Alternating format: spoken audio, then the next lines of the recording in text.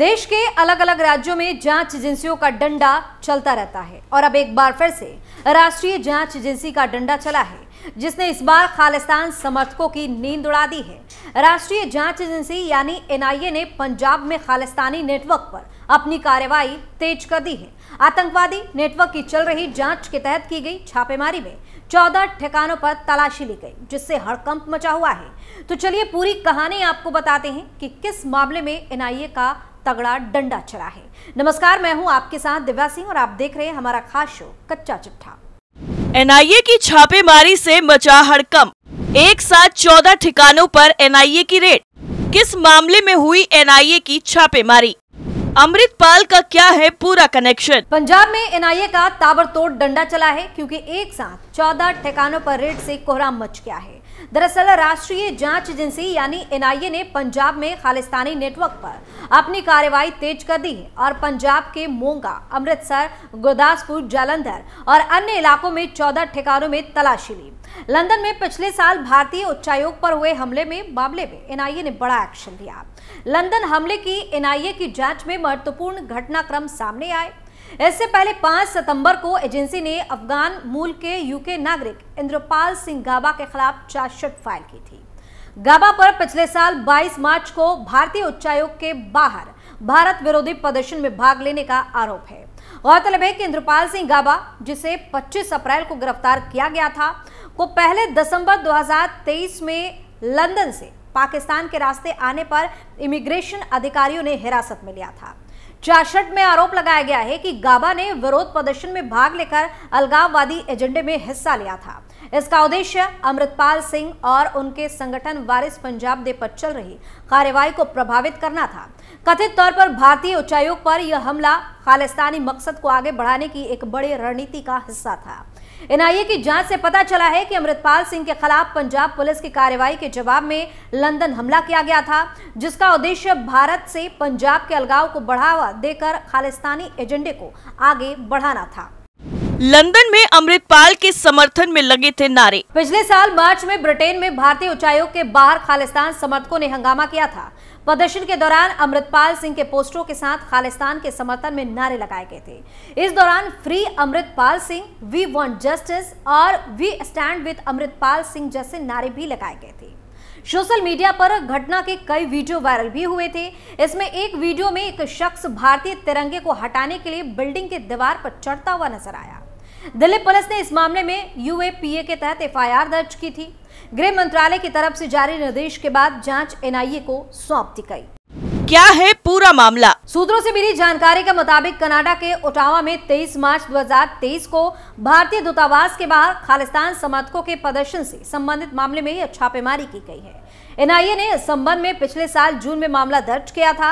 NIA की प्राथमिकी के अनुसार इस दौरान खालिस्तान समर्थकों ने भारत विरोधी नारे लगाए और उच्चायोग की दीवार पर खालिस्तानी झंडा लगाया था और उच्चायोग बिल्डिंग के अंदर 2 ग्रेनेड भी फेंके। इतना ही नहीं, रखड़ पुनिया मेले में सांसद अमृतपाल सिंह खालसा के समर्थकों की तरफ से पंथक कॉन्फ्रेंस का आयोजन किया गया था।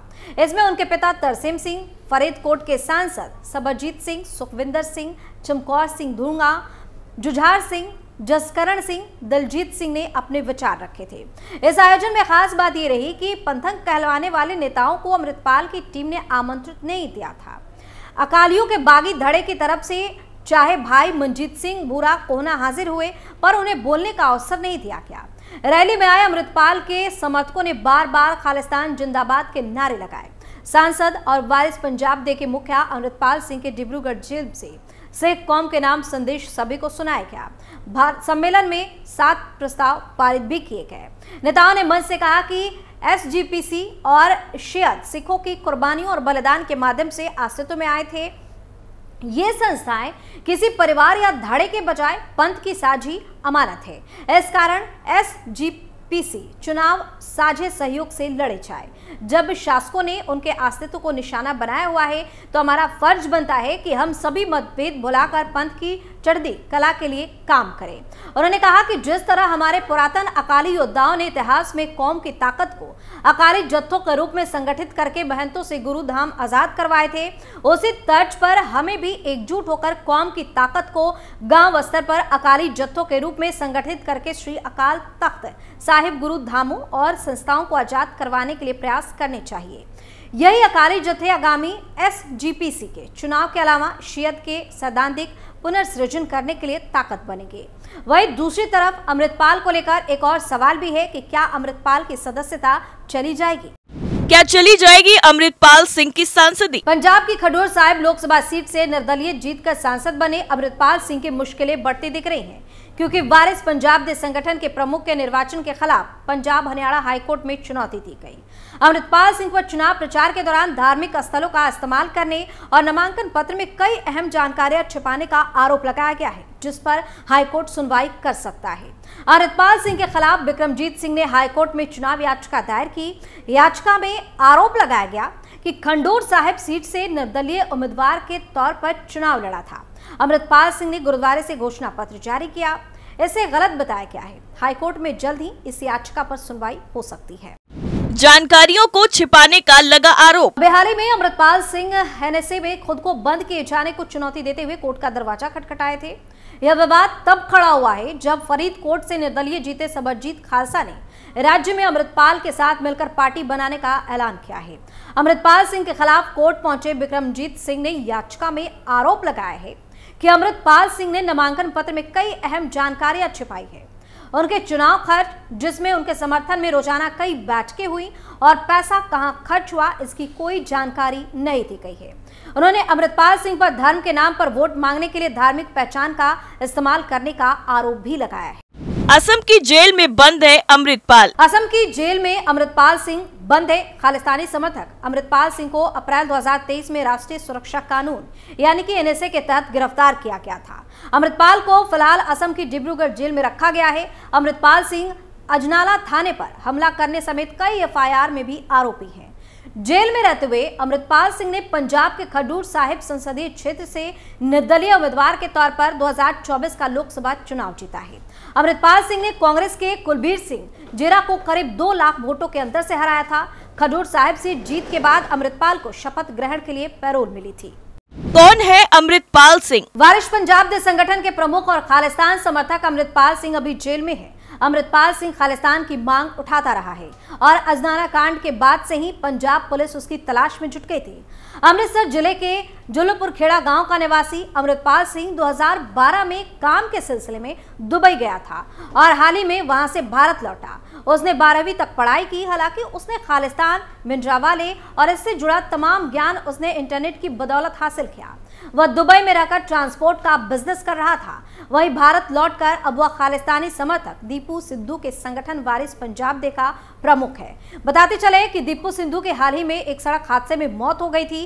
किसान आंदोलन के दौरान लाल किले पर हुई हिंसा के लिए भी पंजाबी अभिनेता और कार्यकर्ता दीपू सिद्धू को जिम्मेदार ठहराया गया था। इंडिया टुडे की एक रिपोर्ट के मुताबिक खालिस्तानी आंदोलन चलाने वाले जनरैल सिंह भिंडरावाले के समर्थक हैं। समशंभू खालिस्तानी समर्थक अमृतपाल सिंह एक अलग सिख राज्य की मांग करने के साथ ही भड़काऊ बयान भी देता है।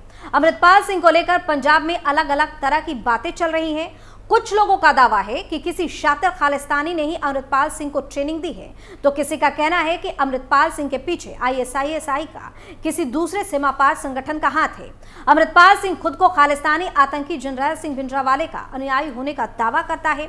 संगठन के मुखिया की ताजपोशी पर अमृतपाल सिंह ने कहा था कि भिंडरावाले मेरी प्रेरणा है, मैं उनके बताए रास्ते पर चलूंगा, मैं उनके जैसा बनना चाहता हूँ, क्योंकि ऐसा हर एक सिख चाहता है, लेकिन मैं उनकी नकल नहीं उतार रहा, मैं उनके पैरों की धूल के बराबर भी नहीं हूं। उसने आगे कहा था कि मैं पंथ की आजादी चाहता हूं, मेरे खून का हर एक कतरा उसके लिए समर्पित है।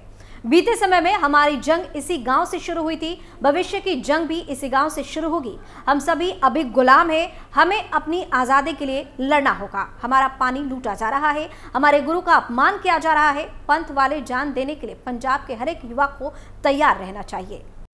अमित शाह को धमकी देने का भी आरोप। कुछ मीडिया रिपोर्ट्स के मुताबिक अमृतपाल सिंह ने हाल ही में अपने समर्थकों पर हुई छापेमारी को लेकर केंद्र सरकार को चुनौती देते हुए कहा था कि मैं सरकार से कहना चाहता हूं कि अगर वे मुझे गिरफ्तार करना चाहते हैं तो मुझे जगह बताएं। सरकार कह रही है कि वे मुझे ढूंढ रहे हैं, दूसरी तरफ वे जानते हैं कि मैं कहां था, फिर वे झूठ क्यों बोल रहे हैं कि छापेमारी कर रहे हैं। वहीं हाल ही में अमृतपाल ने केंद्रीय गृह मंत्री अमित शाह को परोक्ष रूप से धमकी दी थी। 19 फरवरी को पंजाब के मोगा जिले के बुद्ध सिंह वाला गांव में अमृतपाल ने संकेत दिया कि अगर गृह मंत्री अमित शाह ने उनकी आवाज को चुप कराने की कोशिश की तो उनका हश्र इंदिरा गांधी के समान होगा। कहा था कि इंदिरा ने दबाने की कोशिश की थी, फिर क्या हुआ।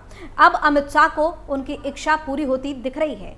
यानी कुल मिलाकर जांच एजेंसियों का ताबड़तोड़ एक्शन अब रुकने का नाम नहीं ले रहा। कच्चा चिट्ठा में फिलहाल इतना ही।